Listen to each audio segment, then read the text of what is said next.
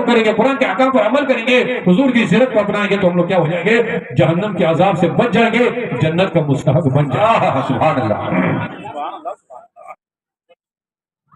اس لیے مسلمانوں وقت کافی ہو چکا ہے, ہم نے بذات خود بہت تکیے ہوئے ہیں نا, تو زیادہ بولنے سے کیا فائدہ. اللہ کے رسول نے ارشاد فرمایا, کلکم یدخلون الجنہ الا من ابا, تم میں سے ہر انسان, ہر مسلمان, ہر ایمان والا جنت میں داخل ہوگا, الا من ابا, مگر وہ انسان, وہ ایمان والا جنت میں داخل نہیں ہو سکتا جس نے انکار کر دیا. صحابہ کرام نے کہا, یا رسول اللہ, انکار کی کس نے کیا ہے؟ جو ایمان والا ہوگا, جو مسلمان ہوگا, انکار کا سوال کہاں سے آئے گا؟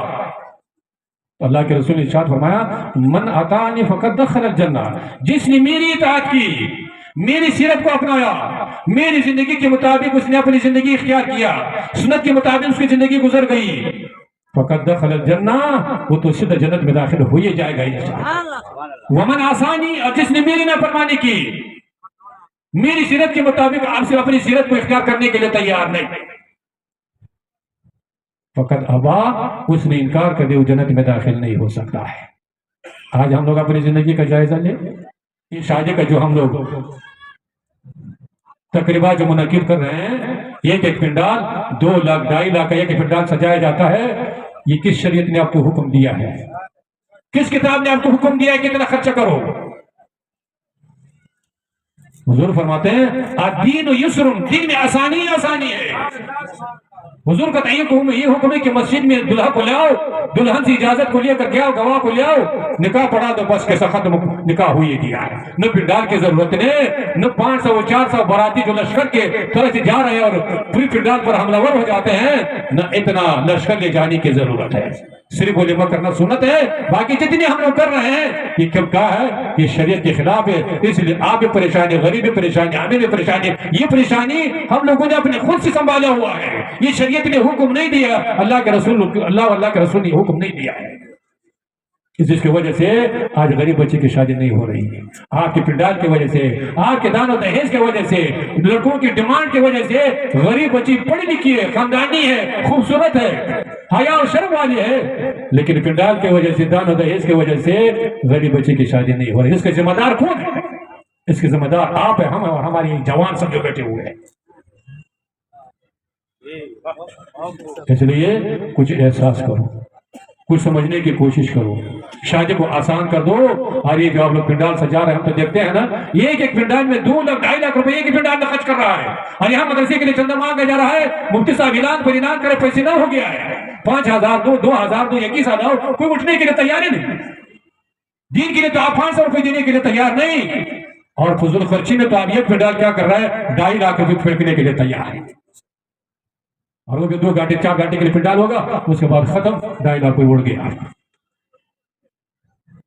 اس لیے یہ جو پیسہ آپ دے رہے ہیں, یہ آپ کا ضائع نہیں کیا ہے, یہ آپ کے لیے بینک بیلنس ہو گیا ہے, آپ نے جمع کر لیا ہے. یہ کب آئے گا؟ جب قبر میں پہنچ جائیں گے, جہاں کوئی ساتھ دینے والا نہیں ہوگا. یہ قرآن کے اوپر آپ نے خرچ کیا, یہ قرآن آپ کو کیا کرے گا؟ قبر کے عذاب سے بچا کر کے رکھ دے گا. قرآن قبر کے اندھیرے کو دور کر کے رکھ دے گا. پنڈال آپ کو نہیں بچا سکے گا, یہ دان و دہیز آپ کو نہیں بچا سکے گا, بلکہ دان و دہیز یہ پنڈال آپ کو کہاں لے جائے گا؟ قبر کے عذاب میں مبتلا کرے گا, جہنم کی گرمی میں مبتلا کرے گا, اور جہنم میں لے کر کے چلا جائے گا. اس لیے نیکی کے کاموں میں زیادہ سے زیادہ تعاون کی, زیادہ سے زیادہ خرچ کیجیے. اور یہ جو ہم لوگ شادی میں فضول خرچی کر رہے ہیں, اور خاص کر کے چاہے میلاد کے محفل ہو, چاہے شادی کے محفل ہو, جو کھانا لوگ کھاتے ہیں, آدھا کھا لیتے ہیں, آدھا کو چھوڑ دیتے ہیں, کھانا کو ضائع کر دیتے ہیں. روایت میں آتے ہیں کہ حضرت فاطمہ الزہرا رضی اللہ تعالیٰ عنہ, جو حضور کی پیاری بیٹی ہے, اس نے 4 روٹی بنائی, 4 روٹی. ایک حضرت امام علی مقام امام حسین رضی اللہ تعالیٰ عنہ کے لیے, اور ایک روٹی امام حسن رضی اللہ تعالیٰ عنہ کے لیے, اور ایک حضرت علی کرم اللہ وجہ کے لیے. ایک روٹی اپنے لیے بنائی, 4 روٹی بنائی. ایک روٹی تو حضرت علی کرم اللہ نے تناول فرمایا, ایک روٹی امام حسن رضی اللہ تعالیٰ تناول فرمایا, ایک روٹی امام حسین رضی اللہ تعالیٰ تناول فرمایا, ایک روٹی بچ گئی. جب حضرت فاطمہ الزہرا نے اس روٹی کو اٹھایا تو اپنے حضور صلی اللہ علیہ وسلم کو یاد آئی, اور چلی حضور کی خدمت میں حاضر ہوئی. عرض کیا یا رسول اللہ, میں نے 4 روٹی بنائی تھی, 3 روٹی تو تناول فرمایا ایک روٹی جو میری سے بچی ہوئی تھی تو میں نے آپ کی خدمت میں حاضر کیا تو اللہ کے رسول نے فرمایا کہ یہ فاطمہ الزہرا آج 4 دن ہو گئے ہمارے پیٹ میں کوئی لقمہ ہی نہیں اترا ہے، اور امت کا یہ حال ہے کہ آدھا کھا لیتا ہے تو ضائع کرے چھوڑ دیتا ہے، 2 بوٹی کی ضرورت ہے 10 بوٹی لے لے گا، آدھا کھا لے گا تو چھوڑے گا، تو کیا اللہ جل شانہ تمہارے اس فعل کو اس کردار کو نہیں دیکھ رہا ہے؟ اللہ کے ہاتھ دیر اندیر نہیں ہے، اس سب کا حساب دینا ہی پڑے گا، جتنا کھانا ہوگا اتنا لے لیجیے، پھر اگر آپ کو ضرورت پڑے تو پھر دوبارہ لے لیجیے۔ تو یہ محفل پاک آپ حضرات نے مسجد مدرسے کی ترقی کے لیے منعقد کی ہے، آپ نے جو تعاون کیا اللہ اس کو قبول فرمائے، اور اس کے بعد بھی اس مدرسے کا تعاون کرتے رہیے، اپنے بچوں کو وہاں بھیجتے رہیے تاکہ کیا بن جائے، قرآن شریف کو پڑھے، نماز کے بارے میں سیکھے، وضو کے بارے میں سیکھے، اسلام کے اخلاق کے بارے میں سیکھے، تو پھر آپ کا بچہ آپ کا احترام بھی کرے گا، آپ کا ادب بھی کرے گا، کہیں بھی رہے گا وہ مسلمان بن کر کے رہے گا۔ اللہ جل شانہ آپ کو اور ہم کو ایسی اداروں کو زیادہ سے زیادہ تعاون کرنے کی توفیق عطا فرمائے۔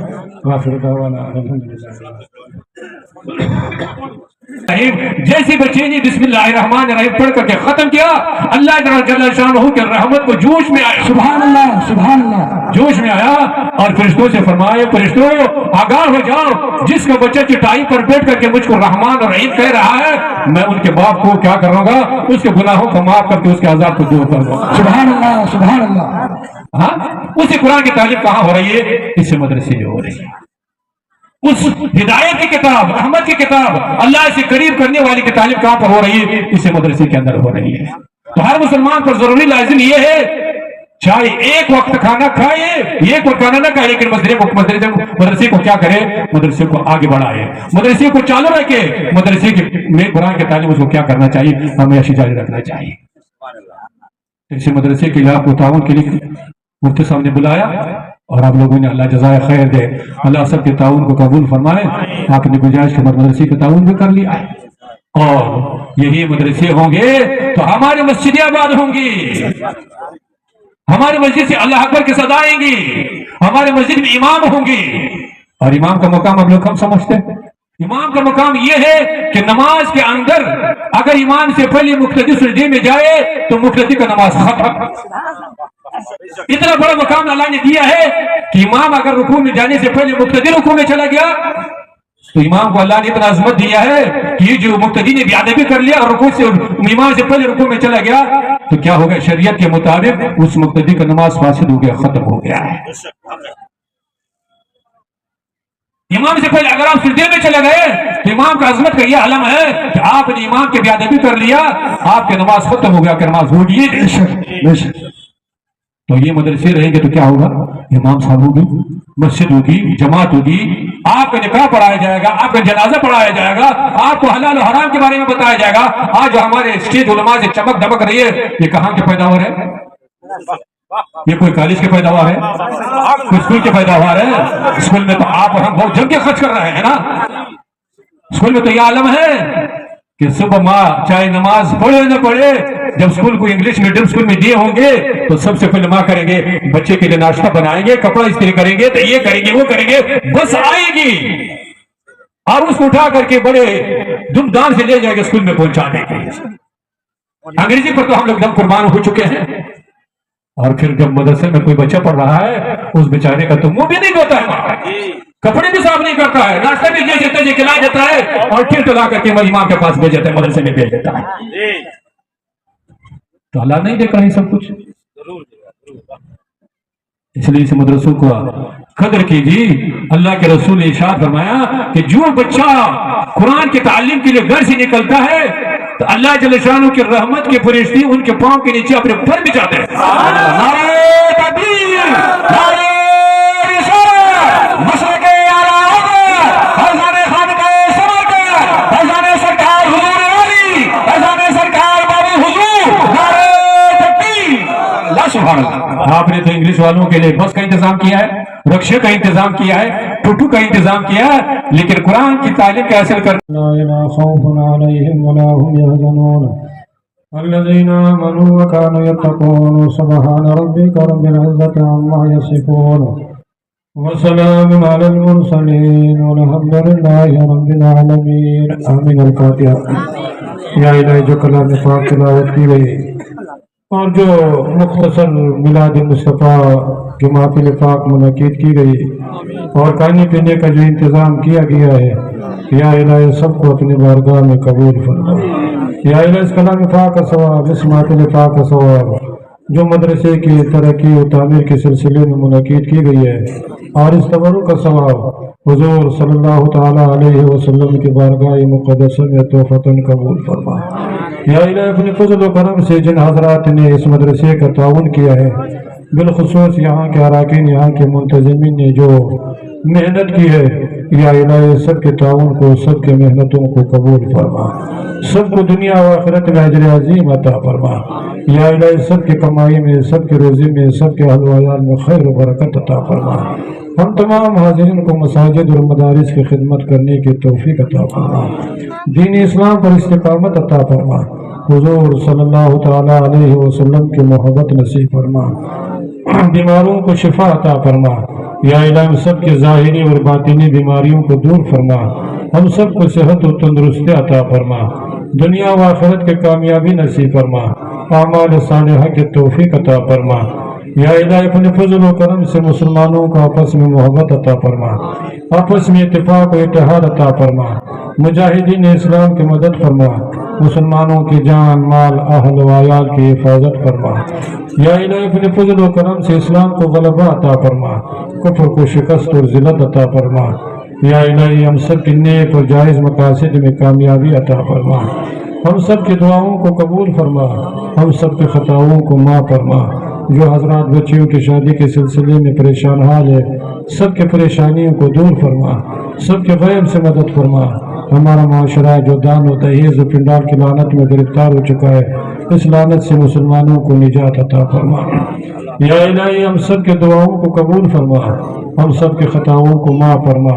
بروز معاشر حضور صلی اللہ تعالی علیہ وسلم کی شفاعت نصیب فرما۔ جتنے بھی حضرات اس محفل پاک میں حاضر ہے، سب کی حاضری کو قبول فرما۔ اللہم ربنا تقبل منا انک انت السمیع العلیم وتب علینا انک انت التواب الرحیم۔ ان اللہ وملائکتہ یصلون علی النبی یا ایہا الذین آمنوا صلوا علیہ وسلموا تسلیما۔ اللہم صلی علی سیدنا و مولانا محمد وبارک وسلم صلاة و سلام علیک یا رسول اللہ صلی اللہ تعالی علیہ وسلم۔ سبحان ربک رب العزت عما یصفون وسلام علی المرسلین والحمد للہ رب العالمین۔ آمین بحق لا الہ الا اللہ محمد رسول اللہ۔